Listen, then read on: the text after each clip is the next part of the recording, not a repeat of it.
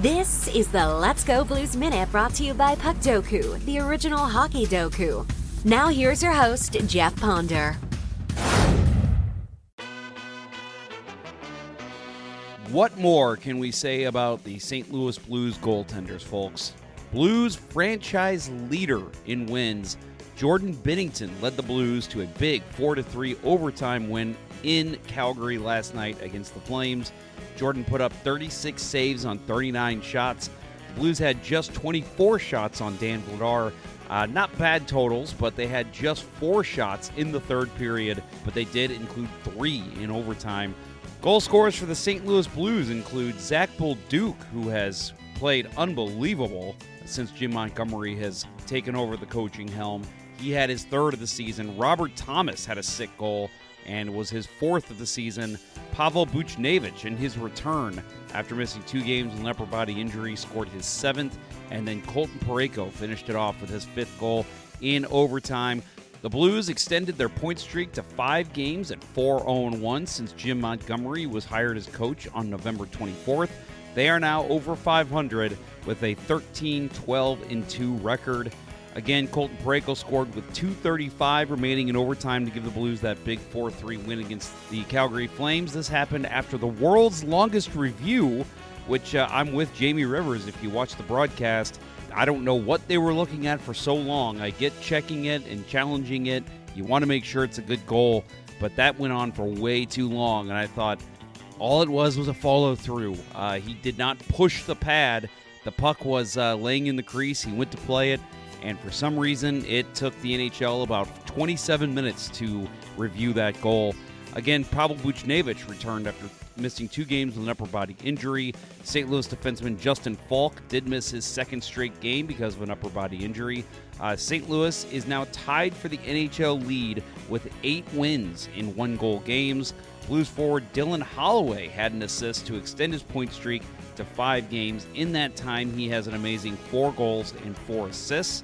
In the postgame, Jordan Binnington was asked about what the coaching change has meant for this team. He says, quote, "I think just everyone's committed to giving their best effort. I think system-wise it's been a positive change, and he finds a way to get the best out of his guys, encouraging, good meetings, and his sense of humor. It's fun playing hockey right now, and just getting those 2 points.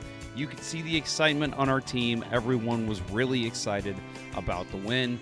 Stat of the day is brought to you by Puckpedia.com, which you can get all kinds of stats from. Against Calgary in this game, the Blues had a 53.8% face-off winning percentage. However, in the third period, they won just 15 of 33 at 45%. There was a stretch there where it seemed like the Blues could not get a face-off win, especially in their own zone. In this game, Robert Thomas led all Blues skaters, with the exception of Torchenko, who took 1 face-off and won it. He was 17 for 28. Robert Thomas was at 61%. Calgary did have 10 different face-off takers versus St. Louis's 7, so it was a little harder to find their best guy, but we're going to go with Matt Coronado at a 5-for-7 record in the face-off circle at 71%. Overall, on the season, the St. Louis Blues rank 27th with a 48.6 face-off win percentage. That is low, but the good news, shorthanded, they seem to win the majority of their face-offs. They are 6th in shorthanded face-off win percentage with 53.7. So they are winning the face-offs when it truly matters. Next up, the Blues will play in Edmonton on Saturday at 9:00 p.m. Central Standard Time. Wait, Jeff, one more thing. And, of course, we will close up talking about Puckdoku, which you can play over at puckdoku.com.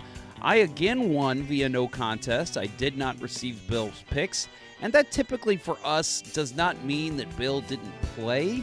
It usually means that he had messed up one of his picks and just didn't submit it to me, because it's like, okay, I know I'm going to lose, because when you mess up on a square, you instantly get 100 points added to your uniqueness score. So I know I have done that myself, so I'm imagining that's what Bill's happened the last 2 days.